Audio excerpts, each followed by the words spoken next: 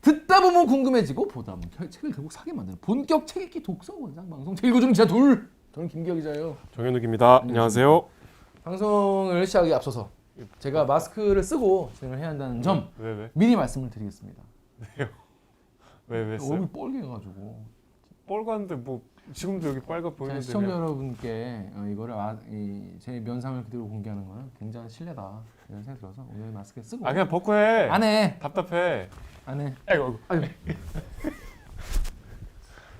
자, 이번 주에 원래 다루던 소설은요 신경송 작가의 외딴 방이었죠. 네. 그런데 지난주에 좀 큰 일이 있지 않았습니까?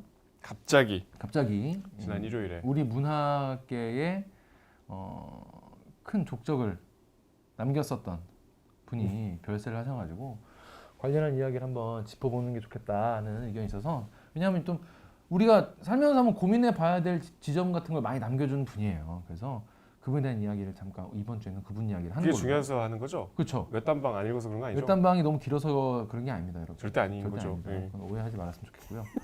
자, 김지하 시인이죠. 원래 시인이고 시인을 넘어선 우리 문단의 아주 유일무이한 존재감이었죠. 우리가 그동안 소설만 다뤘지만 이런 시인이 없죠. 국내에서. 그래서 근데 일찍 가셨어요? 보니까 나이가 41년생이시니까 우리 좋아하는 현기영 선생님하고 동갑이신데 현기영 선생님은 제가 돌아오는 주말에도 뵙기로 했거든요. 지금도 술을 잘 드세요. 술 먹기로 했죠. 예, 군대 이렇게 좀 빨리 돌아가셨는데 전립선암 투병도 하시고 고문 후유증 때문에 오랜 투병 생활을 하시고 또 뭐 부인의 이야기입니다만 정신병원도 막 12번 정도 입원하셨다고 하고 건강이 안 좋으셨어요.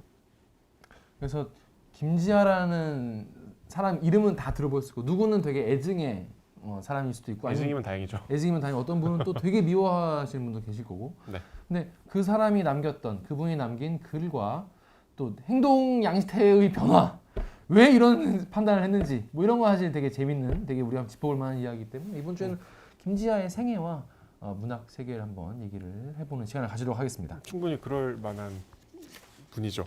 우리가 일단 김지하라는 분에 대해서 1분 동안 네. 어떤 분인지 설명을 해보도록 할게요. 자, 시간 드릴까요? 자, 1분 요약이에요. 1분 김지하를. 요약. 김지하 1분 요약. 아예 누군지 모르는 분도 계실 수 있으니까 하겠습니다. 준비 됐나요? 네. 시작. 41년생이신데 70년에 29살에 그 유명한 오적이라는 시로 당시에 박정희 정권을 풍자해서 또 잡혀가시고 74년에 민청학년 사건으로 잡혀가셨는데 금방 보석으로 풀려나셨는데 또 잡혀가셨어요. 그 얘기는 나중에 하고, 그런 투쟁 때문에 70년대 운동권 또 20, 30대 정부를 비판하는 모든 저항 세력의 정신적인 지주였어요. 정말 대단한 족적을 남긴 분인데, 이분이 91년에 쓴 칼럼 때문에 그 진보 진영으로부터 변절자로 낙인이 찍혀서 그때부터 이제 좀 거리를 두기 시작합니다. 그때부터는 이제 또 생명사상을 전파하시고 전혀 좀 결이 달라지셨는데, 이제 우리가 최근에는 2012년 대선에서 박근혜 대통령 후보를 지지하고 또 연이어 인터뷰에서 원색적인 발언을 하면서 이제 마지막으로 대중에 각인됐다가 한참 잊혀졌다가 부고가 지난 8일에 들려왔죠. 자세한 얘기는 차차 해보죠. 오, 좋았어. 아 그래요? 오, 이거 좋았어. 준비도 안 했는데. 아주 이제 1분 요약에 특화되고 있어요. 나 너무 답답해. 나 형 얼굴 보고 싶어. 아, 주혁이 형 마스크 좀 벗어줘. 제가 오! 또 주혁이 형이 넘어간 게 아니라 은근히 즐겨요. 아니야. 어제 저희가 회식이 있어가지고 간만에 여러분도 요즘 회식 많으시죠? 그냥 의식이 아니었어. 어제. 이해해 주실 거라 믿습니다. 제 마음대로. 자, 김지하 시인 하면은 근데 오적이라는 시 제가 어제 제대로는 얼마 전에 이거 방송 준비 때문에 처음 읽어봤는데 글이 되게 리드미컬하더라. 엄청 길어. 엄청 길고 그냥 5 종류의 뭐 국회의원, 뭐 재벌, 고위공무원, 장차관을 조지는 그런 내용인데, 아무튼 오적 얘기 지금 해요? 오적은 하시죠. 네. 30살에, 그러니까 아까 29이라고 그랬는데 우리 나이로 치면 이제 30이죠. 41년생이 70년에 썼으니까. 근데 참 다시 한번 느끼지만 전설적인 작품들이 의외로 작가들이 젊을 때 썼어. 우린 뭐했냐? 우리의 전설은 언제나. 근데 오적이라는 작품을 제가 읽어봤는데 그 5가지의 이 사회의 암 같은 그런 암적인 고위 존재. 암적 존재들에 대해서 이제 약간 뭐랄까 굿하듯이 약간 노래하듯이 얘기를 한 게 있는데요. 전 그 부분에서 좀 이렇게 인상 깊었던 부분이 있어요. 왜냐하면 거기에 언론이 나와요. 네, 보면서 그 장관에 대해서 얘기할 때 이런 얘기를 해요. 추문 듣고 뒤쫓아온 말 잘하는 반벙어리 신문기자 앞에 놓고 일국의 재상도로 부정이 웬 말인가 귀거래사 꿍얼꿍얼 자네 핸디 몇이더라 이렇게 얘기를 해요. 이게 재밌더라고. 근데 정말 그때 그 당시에도 언론은 이렇게 생각했구나. 그러니까 추문 듣고 뒤쫓아온 그러니까 이게 뭔가 뭐 부정이 있는 거 아닙니까? 이렇게 온 반벙어리 신문기자가 이제 말을 많이 안 하는 이 당시에는 이렇게 이런 지금 장애인 비하 발언일 수 있지만 이제 그때는 이런 표현이 있었으니까 그렇죠. 지금 이런 표현 쓰면 안 되죠. 네. 일국의 재상한테 부정이 웬 말인가 이렇게 호통치고 그런 거 어쩌고저쩌고 하다가 자네 핸디 몇이더라 이렇게 같이 됐고 골프나 쳐가자. 자, 이런 얘기가 있어가지고 저는 보면서 이때도 언론에 대한 정말 이게 오히려 이때는 더 심각했죠. 근데 이런 얘기가 있었구나. 그리고 지금 오적을 쓴다면은 장관이랑 고위공무원을 하나로 묶고 언론을 따로 써야 되지 않을까 그런 생각도 들었어요. 근데 되게 읽다 보면은 되게 운율이 되게 잘 맞아가지고 되게 재밌었어요. 그 오적이라는 시도. 사실 지금 같으면 제 생각에는 육적 해가지고 언론 하나 추가해야 되지 않을까. 따로 한 구다리 써야겠다. 70년에 그 서슬퍼런 시절에 그렇게 풍자적이고 은근히 웃기잖아요. 웃겨요. 약간 판소리 같기도 하고. 맞아요, 재밌어요. 네. 상당히 그 저작거리 언어로 당대의 그 주류 엘리트를 비꼰 거죠. 근데 저는 지금의 시각으로 읽을 수밖에 없는 거예요. 오적이라는 시를 아니 이 정도 글도 못 쓰나? 아유, 또 박정희 시대를 또 무시하시는구만. 무시한 게 아니라 그러니까 그 당시에는 이 정도 글도 못 쓰게 했다는 건가 싶어가지고 정말 보는데 정말 너무 심하더라고. 그럼 우리는 벌써 잡혀가. 그래서 그 시를 실은 사상계 편집진 김지하 잡혀가 모진 고문을 당하고 뭐 그런 시절이었죠. 근데 그런 시절인 걸 알면서 쓴 게 더 대단하지 않습니까? 거죠. 그런 분이었고 이제 유신 때 우리가 알고 있는 타는 목마름으로는 너무 유명한 시고 또 안치환이나 김광석 노래로 더 기억을 하고 있고 참 감동적인 시예요. 뭐 다 아실 테지만 특히 마지막에 숨죽여 흐느끼며 내 이름 남몰래 쓴다 타는 목마름으로 민주주의와 만세. 근데 이게 뭐 여러 군데 나오지만 좀 원형이 되는 시가 있다도요. 네. 프랑스 시인 폴 엘리아르라는 시의 자유에 제가 읽어보니까 그 너의 이름을 쓴다는 뭐 비슷해. 그 돌과 피와 종이와 재 위에 나는 너의 이름을 쓴다. 뭐 계속 그게 반복이 돼요. 어디에 쓴다. 프랑스 시는 엄청 길더만. 네.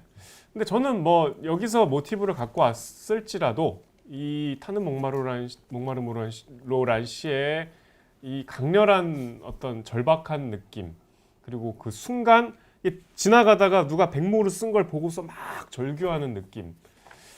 그래서 그때의 그 갈망과 민중들의 바램을 이렇게 짧은 시에 담아낸 이 절묘한 포착. 이거는 뭐 별로 이렇게 훼손되지 않았다고 생각해요. 사실 저는 뭐 대학교에 가면 지금 대학교는 사실 저 때만 해도 막 이런 곡들이 교내에서도 막 들리고 그랬었는데 제가 제대로 들었던 건 역시 그 노무현 그렇죠. 대통령 유명하죠. 께서 이제 그 부르신 저 예전에 대리께서도 한번 그 영상을 튼 적이 있는데 그게 참 절절하게 뭐랄까 노래 잘 부르는 가수가 부른 것보다 더 약간 절절하게 그 가사를 느낄 수 있었던 그런 공연 노래였던 것 같아요. 그걸로 저는 기억해요. 네, 타는 목마름. 근데 이제 뭐 이 시도 상당히 김지아 씨가 뛰어나다 이건 저희가 할 얘기는 아닌 것 같고 뭐 그걸 모르는 분도 없겠거니와 또 뭐 많은 훌륭한 문학인들이 분석을 이미 해놓으셨기 때문에 그러니까 30대 그런 글들을 썼다는 거죠. 네, 뭐 그것도 그렇고 사실 그 뒤에 이제 뭐 생명사상의 경도 대신 뒤에 글도 훌륭한 것들이 많고 또 이번에 돌아가실 때도 뭐 김훈이나 이문열 같은 우리 문단의 거장들이 헌사를 바칠 정도의 정말 뭐 거물이죠. 그건 저희가 더 이상 얘기할 필요가 없는데 특히 근데 제가 보기에 이분이 대단한 거는 이분의 투쟁이 대단한 거는 뭐 수많은 투쟁가들이 있었잖아요. 당시 운동권도 있었고 그분들이 지금 또 정치 일선에서 활동하고 계신데 그러니까 이런 거예요. 이런 걸 누가 할 수 있겠어? 74년에 소위 얘기하는 민청학년 사건이 이제 일어나요. 그러니까 유신 때인데 이제 민청학년이란 뭐 조작된 이제 저 이적 단체가 이 북한의 지령을 받고 뭐 이렇게 사회 소요 사태를 일으킨다 뭐 정권을 전복하기 위해서 그러니까 용공 조작 사건이죠.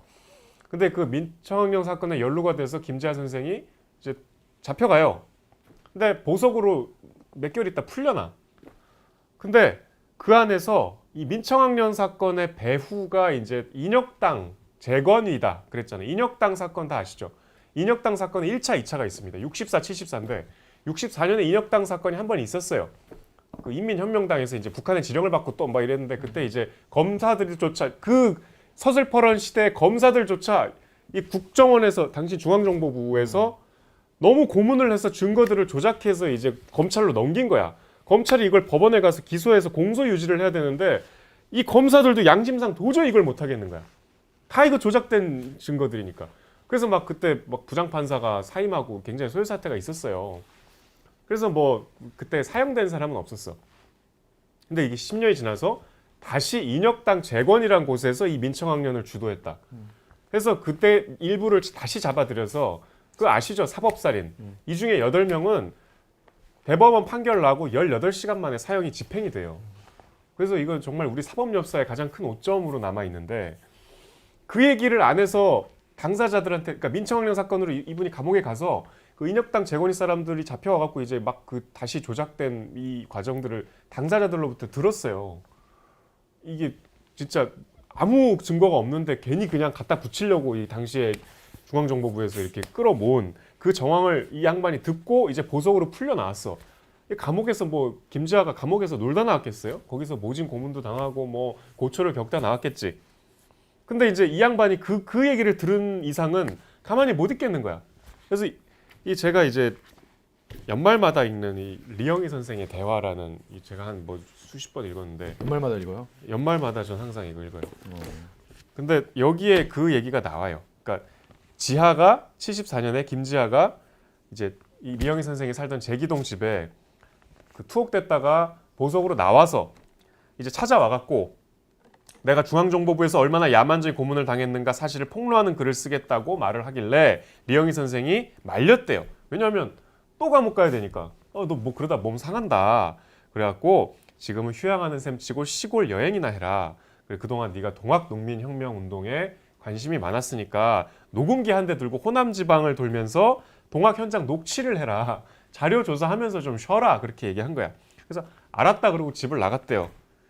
근데 얼마 되지 않아서 다시 구속됐다는 기사를 본 거야. 쌩까고 글 쓴 거야.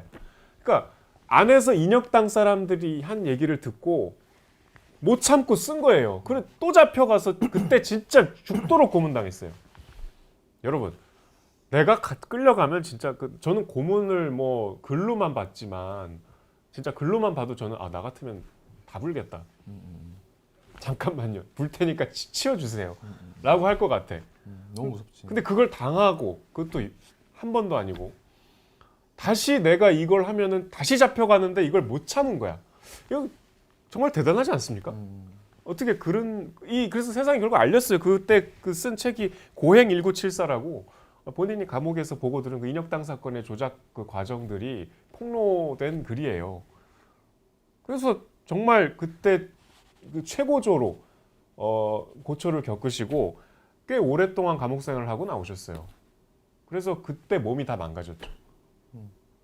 이런 투쟁은 저는 그 누구도 못했다고 봅니다. 그러니까 이제 당시에 운동권 학생들, 뭐 전대엽도 그렇고 학생들이 뭔가 이제 정신적 지주라고 생각하고 88년 뭐 그때 노태우 정부 때도 굉장히 이제 많이 기대고 이제 사상적으로 되게 글 한 편 한 편이 되게 이제 운동권 이제 학생들 지금 뭐 그다음에 386이라고 해야겠죠? 386 당시 386들한테 되게 큰 힘이 되는 그런 사람이었죠. 네. 그런데 이제 일이 터지죠. 그런데 갑자기 아니 뭐 저 이제 박정희도 죽고 이제 전두환 시대가 되고 전두환 시대에서 이제 1987년에 6월 항쟁이 일어나고 노태우 정부가 들어서고 이런 일련의 과정을 거치면서 이제 어쨌든 7, 80년대는 계속해서 뭐 독재자의 양태는 바뀌었지만 민주화 운동은 맥락을 이어갔는데 그 정신적 지주 그러니까 70년대 대부면 이제 80년대 운동권에서는 정말 이제 그 원로격으로 많은 분들의 존경을 받고 또 영향력을 행사하는 그 위치에서 91년 그러니까 노태우 정부 때 아주 김지하 인생에서 큰 일이 일어났다고 하기에는 본인이 글을 쓴 거기 때문에 그렇죠. 그러니까 이른바 이제 뭐 분신 정국이라고 하는 그런 시기가 있었는데 한번 다 아시겠지만 그때 강경대 열사가 이제 경찰들한테 잠깐 분신 정국을 말씀을 드려야 될 것 같은데 이게 91년에 이제 3당 합당이라는 게 그 직전에 네. 90년에 있었잖아요. 87년에 우리가 직선제를 쟁취했지만 노태우가 당선이 돼서 전 국민이 이제 좌절에 빠져 있는데 그 직후 총선에서 야당이 이제 과반 의석을 차지했죠. 그러니까 총선에서 야당이 이제 과반을 차지하게 됐지만 당시에 야당에 김영삼, 김대중이 있었는데 김영삼의 신민당이 여당과 합당을 해서 여당이 과반이 됐어요. 3당 합당이라고 하죠. 김영삼, 김종필, 노태우 이렇게 3당 합당을 해서 정말 이제 전 국민이 분노하고 있을 때 그때 이제 대학가에서 여러 가지 소요사태, 뭐 소요사태라고 하면 좀 뭐 합니다만 시위, 집회 이제 격렬하게 일어났는데 이제 그 당시에 명지대 강경대 군이 그 전경들의 구타를 당해서 목숨을 잃죠. 정말 이제 대학생들이 맞아 죽은 거야 분노하지. 경찰한테. 그래서 그때부터 갑자기 20대 초반의 대학생들이 분신을 하기 시작해요.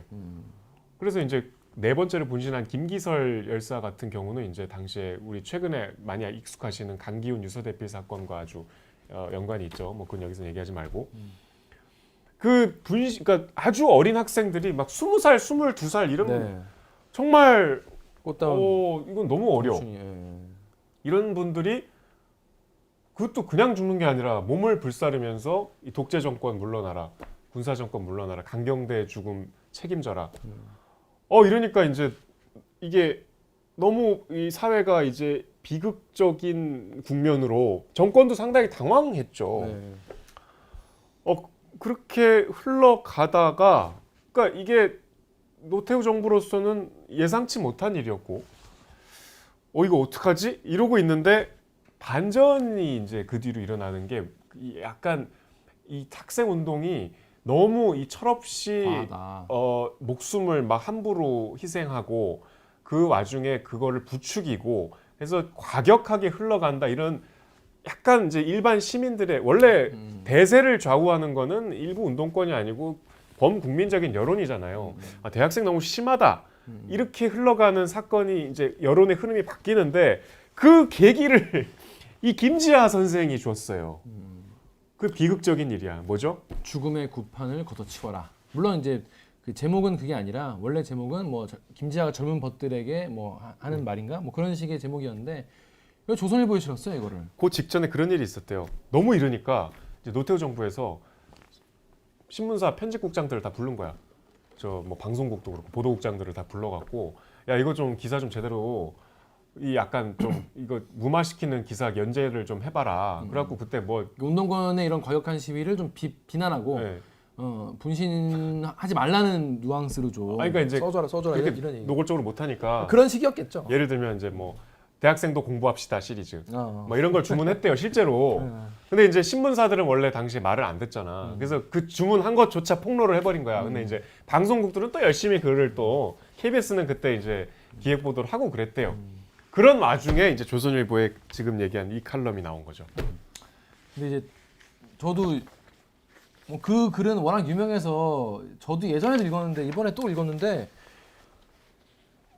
글쎄 저는 그러니까 글 자체로 봤을 때는 설득력 있는 글은 아니었어요. 설득력 있는 글은 아니었는데 김지하가 운동권의 대부인 김지하가 학생들의 그런 분신을 굉장히 폄훼하고 그걸 부추기는 이제 일부 학생들에 대해서 되게 신랄하게 이제 조롱하고 비난하고 그런 되게 그 글 자체가 되게 뭐랄까 종교적이고 약간 그런 무속 같은 그런 느낌도 있잖아요. 글 자체가 근데 되게 그런 보면은 되게 기분 나쁘겠다. 우통 입장에서는 그때 학생들 입장에서는 되게 왜냐면 이게 저는 좀 무슨 생각이 들었냐면은 글을 쓸 때 당연히 왜 이런 일이 일어나는지부터 짚고 넘어가야 되는데 그거에 대한 얘기가 전혀 없어.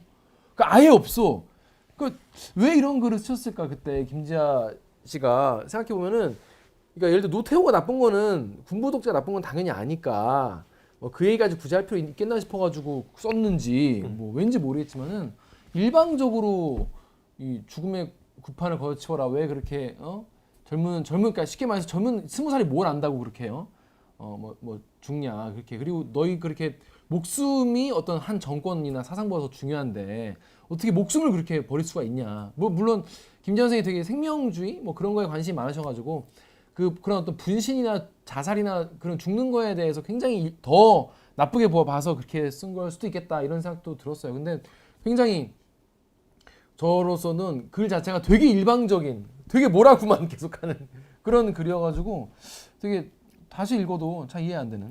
그러니까 20대 초반의 학생들이 목숨을 아주 비극적으로 그 자신의 몸을 불사르는 방식으로 버리는 거에 대해서 이제 김지아란 어른이 야 그러지 말자. 이거는 뭐 충분히 그럴 수 있죠.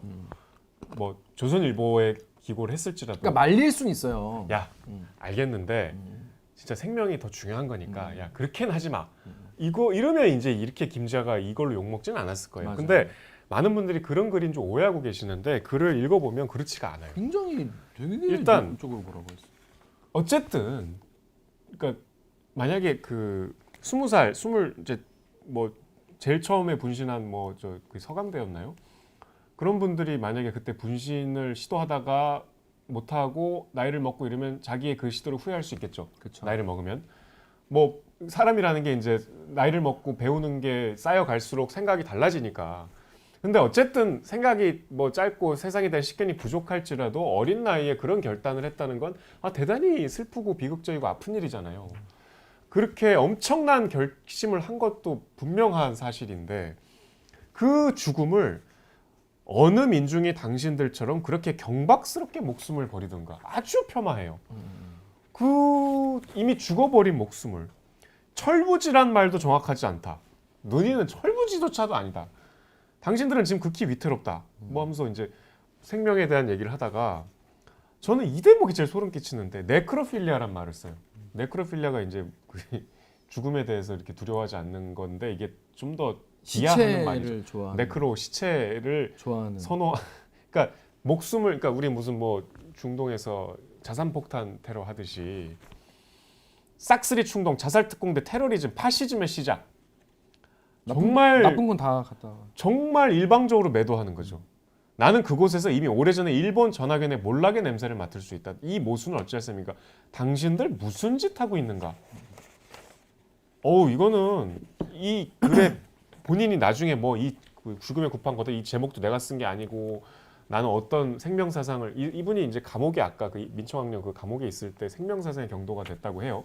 종교에 빠지고 특히 증산도에 굉장히 심취하고 생명이 굉장히 중요하고 뭐 또 특히 여성 모성성 이런 걸 강조하는 그렇다 해도 이렇게 본인의 그 변명이나 해명을 떠나서 글 자체를 그냥 객관적으로 봐도 대단히 잔인한 글이고 대단히 일방적인 매도예요.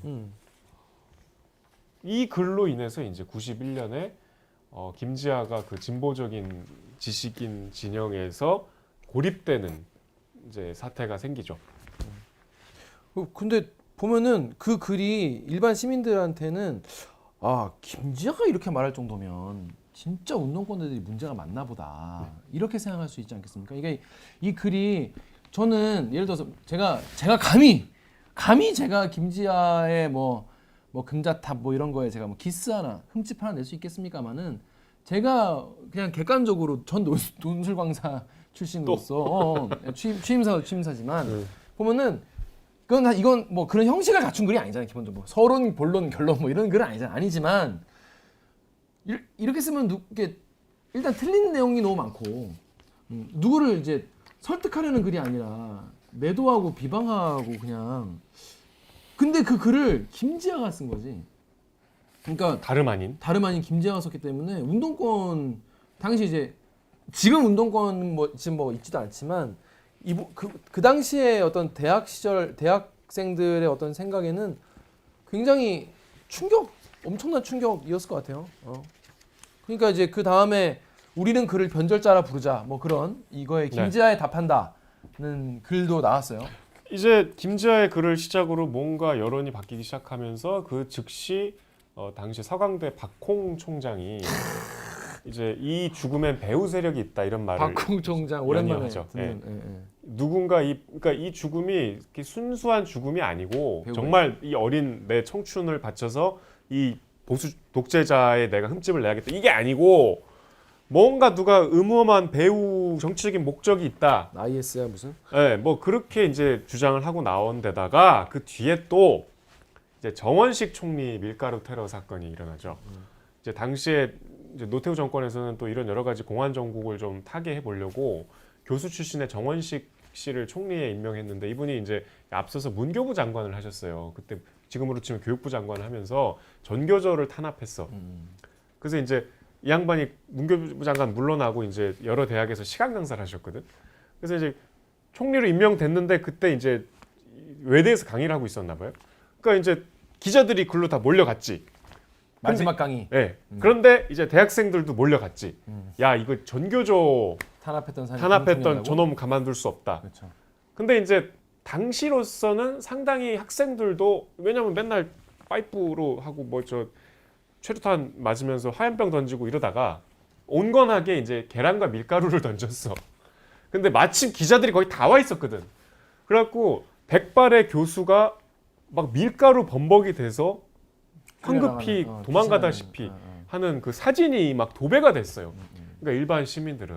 그러니까 우리나라는 참 유교맨, 유교우먼, 유교걸, 유교보이가 많아가지고 누가 뭘 잘못했든지 아무튼 스승한텐 그러면 안 되는 거 아니냐. 근데 그 비주얼이 좀 충격적이긴 해요. 비주얼이 노 교수가 밀가루 범벅이 돼가지고 도망가니까 일반 사람들 봤을 때는 야 아무리 그래도 그 앞에 다 너무 많은 걸 빼먹긴 해. 근데 아무리 그래도 제자가 스승한테는 그러면 안 되는 거 아니냐. 폐륜이다. 그러니까 우리나라는 그게 좀 심하죠. 그래가지고 어르신한테 그러는 거 아니다. 그래가지고 역시 운동권 학생들 과격하다. 그러니까 그게 지금 운동권 최대 실책으로 항상 거론이 되죠. 정원식 총리 테러. 그 정원식 총리는 사실 그때 총리 일 다 한 거야. 그렇지 몸을 불살라서. 본인 한 몸 불살라서. 사실 뭐 밀가루 맞으면. 밀가루 한 맞고 그냥 그러면 다 했지 뭐. 운동권 작살 났는데 뭐. 거의 한 번 맞춰 혈혈 뭐 단신으로 네. 거의 뭐 정권을 뭐 살려냈다. 보위했다라고 봐야겠죠. 그 시작이 이제 김지아였기 때문에 더 밉죠. 학생들 입장에선. 그러니까 아니 우리는 계란 밀가루면 진짜 양반인데. 그리고 저 여섯 명인가요? 그 열사들의 목숨. 그러니까 그 앞에 그러니까 김지아 씨의 저 글도 죽음의 급판을 걸쳐 젊은 것들이요. 뭐 생명이 뭐 가장 중요하다. 아니 맞죠, 맞는데 그 앞에 그러니까 이게 아무리 그래도 그렇지가 생략된 거 아니야. 우리 앞으로 아무리 그래도 그렇지를 좀 생략하지 않는 운동을 좀 벌여야 될 것 같아. 왜냐하면 젊은 것들이 왜 분신을 했고 누가 먼저 죽였고 누가 먼저 대학생을 때려 죽였는지를 앞에 이만큼 쓰고 그래도 젊은 것들이요 생명이 중요하지 않냐. 그리고 네크로필리아 이런 단어는 너무 그거 말 함부로 쓰면 안 되는 말인데. 그건 이제 성도착증, 그러니까 시체에서 성욕을 느끼는 그런 사실 잘 쓰지도 않는 그런데 그런 거를 막 못되게 나쁘게 쓰려고 막 고민해 나온 결과로 보이잖아요. 김지아니까 모르고 썼을 리도 없잖아요. 모르죠. 아무튼 그러니까 아무튼 저는 너무 앞에 아무리 그래도 그렇지를 너무 많이 빼먹은 되게 못 쓴 글이다. 왜 그 사람들 그러니까 보면 이런 거야. 보수 언론이 아무리 그래도 그렇지 서울 지하철을 다 마비시키면 되냐는 거예요. 전장현 시위. 아무리 그래도 그렇지를 뭉탱이로 다 빼고 얘기하면 되냐고.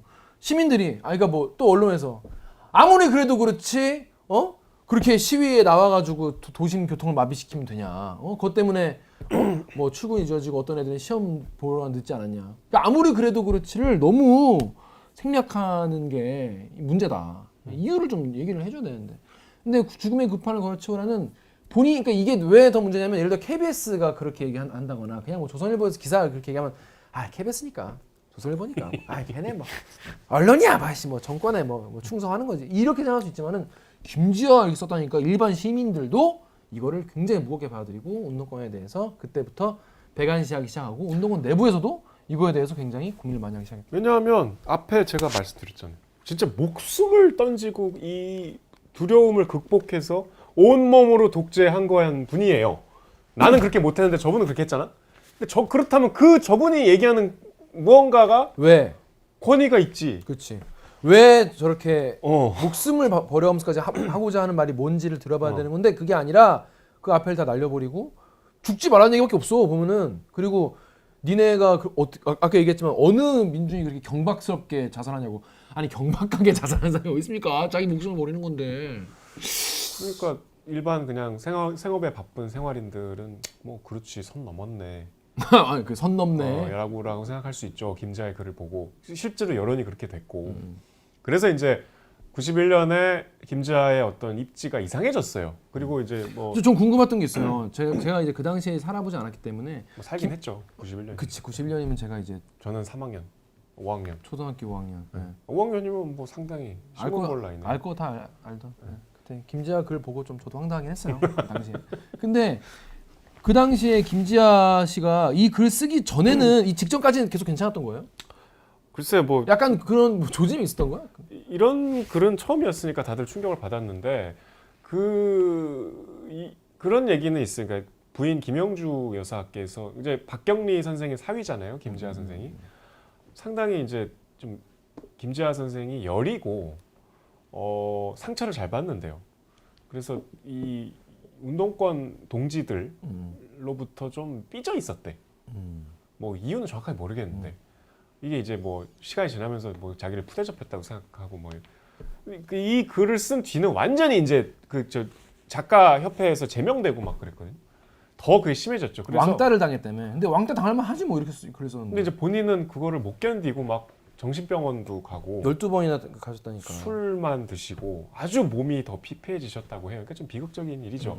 근데 본인이 또 자처하신 면이 아니 있으니까. 글 자체가 비극이야. 네. 이런 글. 근데 이제 이건 워낙 옛날이고 그래서 이제 뭐 김지아는 그렇게 뭐 생명사상에 천착하면서 그 뒤로 책도 몇 번 냈어요. 증산도에 좀 심취하셨다가 또 나중에 철회하시고 증산의 어떤 사이비 뭐 증산 들어봤죠? 네. 단월드 네, 창시하시고 뭔지는 알아요. 네. 또 나중에 또 입장을 또 바꾸시고 뭐 약간 좀 방황을 하시는데 그러다가 이제 우리가 가장 이제 최근에 알고 있는 사건이 이제 2012년 대선 때 나오죠. 바로 이제 박근혜 대통령 후보를 이제 박근혜로부터 모진 순환을 겪은 분이 이제 딸을 이제 지지한 건데, 박정희. 예. 이게 이제 앞서 얘기한 그 생명사상에 따르면 여성이 이제 더 우월한 지도자가 될 수 있다. 뭐 그런 얘기를 하면서 그렇게 했어요. 더 충격적인 건 이제 그해 2012년 12월 4일에 조선일보에 기고한 글이 사실은 이제 많은 사람들의 대충격. 이 자신의 어떤 근간을 본인이 다 팔아먹었어요. 이 글에서 이 글 제목이 한류와 르네상스를 가로막는 쑥부쟁이. 그러니까 당시에 이제 싸이가 이제 막 한류 열풍을 막 불러일으키고 있을 때거든요. 이 이제 새로운 이 한류가 막 비보아 원더걸스 소녀시대 막 해외 진출하고 이럴 텐데 이 한류를 누군가 이 쑥부쟁이가 가로막는데 그게 누구냐면 창비를 만든 백낙청이야. 갑자기? 창비를 만든 백낙청이 왜 갑자기 거론됐냐면 이 김지하의 어떤 정말 평생 동지 같은 분이거든요. 이 70, 80년대 이런 저항시인이나 소설가들의 글을 출판하고 실어준 아주 그 문단의 어떤 상징과도 같은 저항 세력의 당시에 이제 이분이 원로로서 2012년 박근혜 대통령 당선을 막기 위한 사회활동, 선거운동을 하고 있었어요. 그때 이제 백낙청을 아주 직격하는 이 백낙청과 평생을 같이 한 동지였는데 어떻게 보면 백낙천의 좀 은인이기도 하고 백낙천이 김지아의 은인이기도 하고 어떤 측면에선 근데 갑자기 정말 원색적으로 근데 한류를 막는 게 백낙천인 이유가 너무 이상해. 아 나는 지금 전 이게 처음 듣거든요. 여러분 뭐 아시는 분도 계시겠지만 BTS나 이 싸이나 근데 그럼 강남 스타일 때예요 그때가 그러면? 네. 강남 스타일을 갑자기 백낙청 씨가 막으셔요? 그래서 이유가 있을 거 아니야. 그러니까 백낙청이라는 분 개인이에요? 아니면 뭐 창비예요? 백낙청 백낙청 씨가 왜 막으시지? 왜요? 이유가 뭐예요? 아 그러니까 그 정도로 이런 식이에요. 10가지 이유를 들었어요. 10개나 돼 이유가? 네. 그 중에 하나 맞겠지. 백낙청은 한국 문학의 전통에 무식하대. 그는 한류 르네상스의 핵심이 자 여기가 아마 기하 형이 이해가 안 될 것 같아. 한류 르네상스는 아까 얘기한 싸이야. 싸이. 강남 스타일. 그 핵심은 이 시의 모심에서 가장 중요한 리듬. 뭐 시의 시 모심에서 낭송의 기본조차 모른 채 이 백낙청이 아니 강남 스타일을 백낙청 씨가 작곡 작사했나? 한류 르네상스의 핵심이 시래. 한국 시래. 아니 백낙청 씨가 한류에서 뭘 했는데 그 뭐 그러니까 들어봐. 이 시인데 백낙청은 뮤비에 출연했나요? 시 낭송의 기본조차 전혀 모른대. 그거랑 무슨 상관이지? 백낙청은 수십 년 동안 창비에서 한 번도 시문학사의 미학적 탐색을 시도한 적이 없대. 무식해서. 근데 긴 세월 동안 마치 문화사의 심판관 행세를 해왔대. 그 미천이 겨우 하버드대에서 영문학 전공한 거다. 너무 이게 논리가 안 맞지 않나요? 왜? 아니 10개라며 다 10개 알려줘요. 나 그 중에 하나는 맞는 게 있을 거 아니야. 10개를 다 알려드려? 그 빨리. 저 10개 중에 제가 이제 하려던 말은 아니 백낙청 씨가 누군지는 저도 아는데 한류랑 뭔 상관이냐고. 강남 스타일이랑 뭔 상관이냐고. 그래서 그때 이제 김재를 되게 존경하는 분인데 이 논리가 말이 안 된다고 되게 슬프다고 글을 썼어요. 근데 이제 제일 저는 좀 화가 났던 부분이 10가지 이유 중에 백낙청은 자기의 사상적 은사가 리영희 선생이라고 하는데 리영희는 깡통 저널리스트에 불과하다. 그게 끝이야. 리영희를 앞세워 좌파 신문에서 얄팍한 담론으로 사기 행각을 일삼는다. 다른 이유가 없어요. 아니 그러니까 그게 한류랑 뭔 상관이냐고 백낙청. 그러니까 백낙청이 그분이 미워 무슨 죽겠는 대중문화에 무슨 뭐 아까 이수만 씨가 예를 들어서 이수만이 문제다. 박진영이 문제다. 돈 스파이크가 문제다. 그럼 이해를 해. 그러니까 이해는 안 돼. 근데 왜 드러나 보겠는데 왜 갑자기 아무도 관심 없다고 백낙청 씨한테 지금. 왜냐면 한류 듣고 그러니까 한류 듣는데 그러니까 뭐 BTS 강남 스타일 뭐 소년시대 원더걸스 그 당시 원더걸스였겠죠. 그걸 좋아하는 사람들은 백낙청 씨가 누군지도 몰라. 김종철 선생이 그래서 이렇게 얘기했어. 이 글에서 백낙청이 한류 르네상스 핵심인 시의 모심에서 가장 중요한 리듬조차 모르기 때문에 르네상스를 가로막고 있다고 주장하는데 싸이의 강남 스타일 그 어디에 한국 문학의 전통이 들어있단 말인가? 안 들어있어. 노랫말은 가벼운 운문체일 뿐이고 리듬의 바탕은 사설조의 서양 랩이다. 그리고 한류와 시문학사는 거리가 멀다. 요즘 한류의 알맹이에 한용운, 김소월, 정지용, 김지아가 어딨냐? 없어. 이게 우리의 상식에 부합하는 말이죠. 버터에 없어. 리영희를 깡통 저널리스트라고 불렀는데 전 여기서 너무 분노한 게 아까 제가 언급한 이 리영희 대화의 이 대화에서 이 정말 곳곳에 김지아에 대한 애틋함이 막 나와. 김지아가 아까 이제 감옥에서 보석으로 풀려났는데 다시 들어갔잖아요. 들어가기 전에 이제 막 이렇게 주변에 리영희 선생 같은 분들이 이렇게 숨겨주거든. 그래서 이제 막 어디 흑산도 같은데 숨었대요. 나중에. 근데 흑산도에서 나와서 그러니까 김지아의 안전한 탈출을 기원하고 있던 나는 다음 날 그가 흑산도에서 나와 목포 부두에 상륙하려는 순간 경찰에 연행됐다는 소식을 들었어. 앞이 캄캄해지더만. 이렇게 회고를 했어요, 이분이. 근데 어떻게 이 고인이 된 더구나 이분한테 어떻게 이 깡통 저널리스트라고 이 되게 둘이 친했거든요. 어떻게 이렇게 얘기합니까? 아무리 맥락 없이 백낙청을 욕하고 싶어도 진짜 첫째 백낙청이 한국 문학의 전통에 무식하고, 둘째 시의 모심에서 리듬에 대한 걸 모르고 북한 깡통 심파조를 제의로 떠받추고, 그리고 창비에서는 시 문학사의 미학적 탐색을 시도한 적이 무식해서 그렇고, 넷째 본인이 문화사의 심판관이 있는 듯 행세해 왔고, 다섯째 본인이 리영희는 깡통 저널리스트에 불과하기 때문에, 여섯 번째 그의 평론은 그냥 시비 거는 거에 불과하기 때문에, 그리고 일곱 번째는 깡통 같은 시국담 때문이다. 그 다음에 여덟 번째는 본인은 원로라고 할 막걸리에 소주를 먹은 상태인 것 같다. 시국 얘기가 말이 안 된다. 9번째 백낙청은 정치관부터 바로 세워야 한다. 10째는 마지막으로 시스이는 고통의 산물인데 문학을 해서 날조하려는 것이냐. 뭐 이게 끝이야? 각오가 돼 있는가? 스스로를 욕할 준비가 돼 있느냐는 것이다. 이 끝이야 글이? 큰일 났네. 전 이 글을 처음 봤어요. 여러분 가서 보시면 이 글이 이제 김지아에 대한 모두의 이제 기대를 희망을 저버리게 한 글이에요.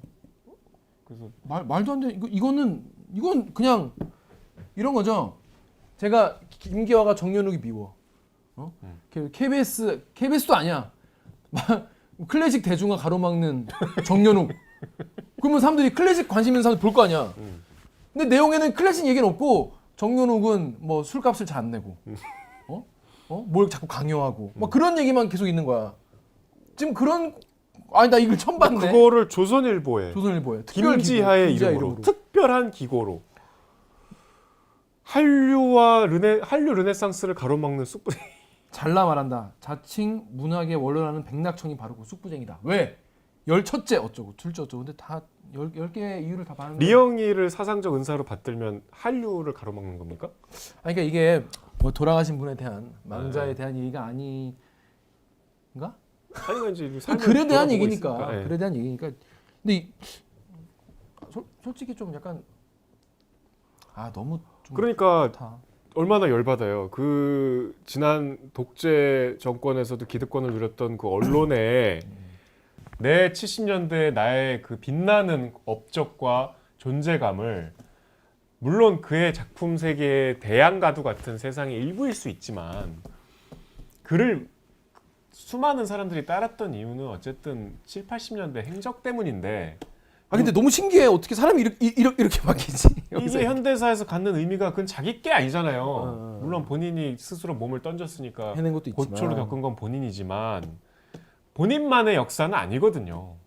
수많은 사람들이 또 김지아를 따라서 본받아서 나 이렇게 있으면 안 되겠다. 투쟁의 전선에 뛰어들어서 목숨을 잃은 분도 있을 거고 삶이 망가진 분도 있을 거고, 그거를 그냥 다 꾸겨갖고 조선일보에 기고했어. 또 계속 조선일보 기고해.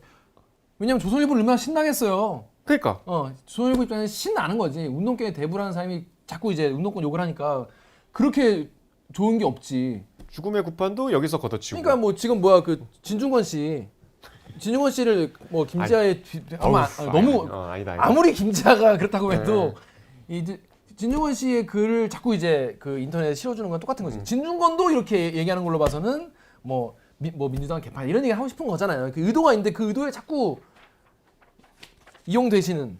근데 전 단언컨대 윤석열 취임사가 더 잘 쓴 것 같아요. 그거보다 못한 글이다. 예. 김지아가 직접 쓴 글인데. 쓴 글인데 이거는 윤석열 취임사보다 못하다. 심한 거 아니야? 앞으로 모든 글은 제가 윤석열 취임사를 기준으로 하겠습니다. 너무 난 이거 처음 봤네. 그게 제일 유명하게 왜 우리가 김지아를 욕하냐 할 때 제일 먼저 등장하는 글인데, 그래서 참 이제 많은 사람들이 충격을 받고 김지아를 마음속에서 지웠죠. 네. 사람이 저는 예를 다른 목마름으로나 오적 같은 경우에는 좀 반짝반짝해요. 글만 봐도. 그러니까 저는 뭐 내가 어디를 지지하고 뭐 그런 거를 떠나서 글 자체가 그 당시에 글은 정말 반짝반짝하더라고요. 저도 보면서 와.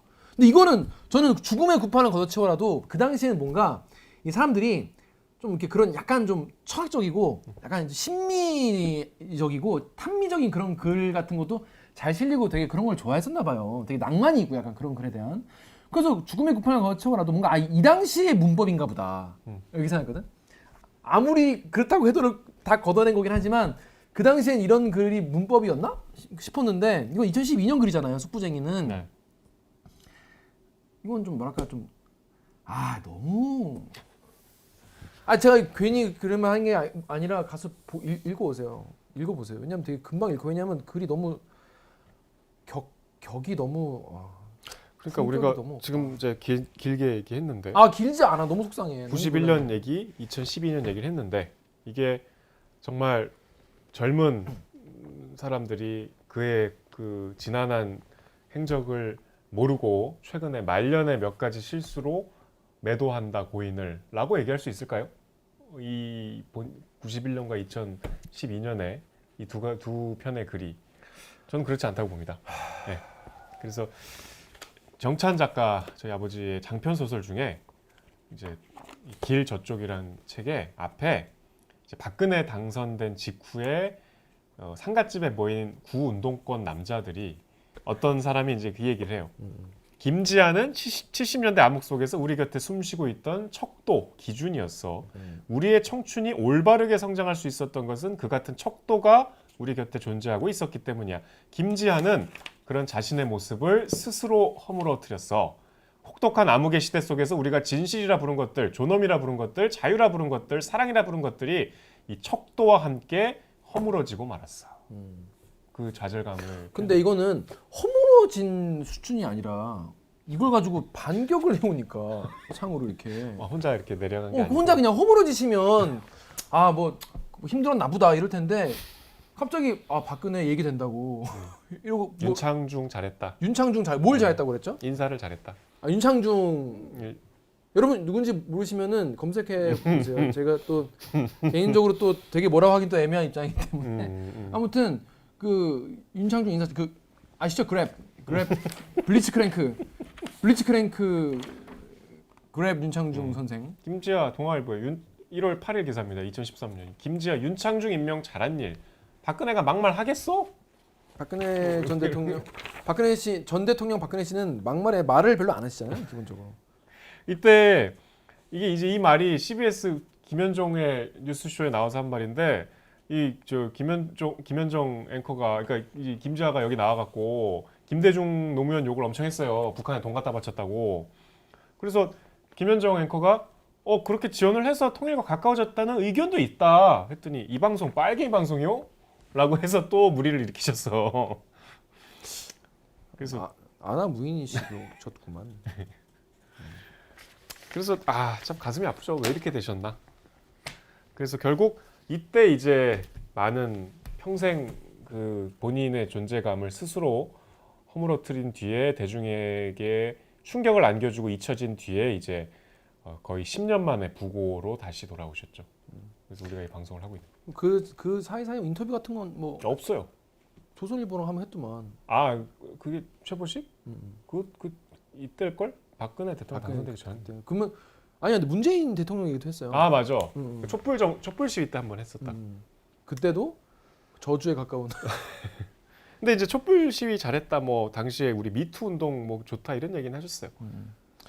뭔가 그러니까 저는 김지아 씨를 이제 이른바 망가진 이후에 접했고 뭐 글이나 이런 거 접했지만은 정말 그 암흑 같던 정말 누구 말을 들어야 되나. 나라는 진짜 군인들이 다 독식하고 뭐 민주주의는 지금 요원하고 뭐 그런 상황에서 누가 이렇게 등불 같은 존재가 필요했을 텐데 그 어떤 영웅 사실 영웅이었죠. 사실 그 당시에 영웅이죠. 영웅이죠. 진정한 영웅이었죠. 그래서 그 당시에 영웅이었다가 지금은 뭐 586 뭐 운동권 뭐 아니면 청와대에 들어간 분도 계시고 뭐 국회의원인 분도 많이 계시잖아요. 근데 그런 분들한테 김지아 씨는 되게 등불 같은 존재였는데 갑자기 그런 사람이 확 이렇게 변해버리는 건 굉장한 저로서는 이렇게 예상하기 힘든 그런 충격이었을 것 같아요. 많은 분들이 특히 이제 그를 존경했던 분들의 충격은 어떻겠어요. 근데 그 이후에 이게 나쁜 건 괜찮은데 이 숙부쟁이 글은 너무 수준이 그냥 증오만 보이는. 그러니까 이제 증오와 감정만 보이는 그냥 미운 거야. 그냥 문재인 감옥 가라. 왜? 아무튼 가라. 뭐 이런 거잖아. 지금 시위하는 거 보면 아무튼 감옥 가라. 여적죄로 가라. 왜? 아무튼 가라. 그 수준이야. 세 번째 물어보면 너도 빨갱이냐? 뭘요? 이제 계속 물어보면 이제 반문을 늘 하잖아요. 반문. 너도 빨갱이구나. 아니야. 내가 미국 좋아해요. I love America. 버거킹 없으면 못 살거든요. 전 맥도날드 없으면 전 맥세권 아니면 못 살아요. 저는. 하여튼 이 죽음으로 우리가 삶을 돌아볼 때 인간은 과연 어떤 존재인가를 이제 되물을 수밖에 없죠. 근데 그래서 되게 본인도 사실은 친구들이 많았을 거 아니에요. 그 전에는 다 잃었죠 뭐. 다 잃고 외로웠대요 말년이 되게. 되게 안타까운. 황석영 선생 만날 때 제가 이제 술 먹다가 김지아 선생에 대해서 물어봤더니 아픈 사람 얘기는 하지 말자 이러시더라고. 아예 상대를 안 하시더라고. 그래서 하여튼 뭐 씁쓸하게 어쨌든 떠나셨으니까 고인의 명복을 빌면서 고인의 명복을 빕니다. 다시 한번 떠올려 봤습니다. 다시 한번. 근데 이런 걸 실어주는 조선일보가 나쁜 거라고 저는 생각합니다. 그지? 저 이런 글을 실어준 조선일보가 나쁜 거다라고 생각해요. 자, 아무튼 김지아 시인 김지아 어디가 시인 김지아 선생 이제 그렇게 우리 곁을 떠났고 앞으로는 편한 곳에서 영면하시길 기도하겠습니다. 다음 주는 뭐 예정대로 우리 원래 하려고 했던 이제 신경숙의 외딴방 저희 몇 권 안 남았습니다. 외단방으로 돌아오겠습니다. 자, 여러분도 김지아 시인 관련해서 공유하고 싶은 얘기 있으시면은 댓글로 남겨주시면 저희가 다음 들어와. 방송에 또 한번 얘기를 나눠보도록 할게요. 자, 이런 안타까운 진짜 슬픈 얘기다. 자, 그럼 저희는 그러면 다음 주에 또 인사를 드리도록 하겠습니다. 자, 그럼 다음 주까지 신경숙의 외딴방 읽어오시면 될 것 같아요. 읽어보세요. 책봐 안녕. 안녕. 고생하셨습니다.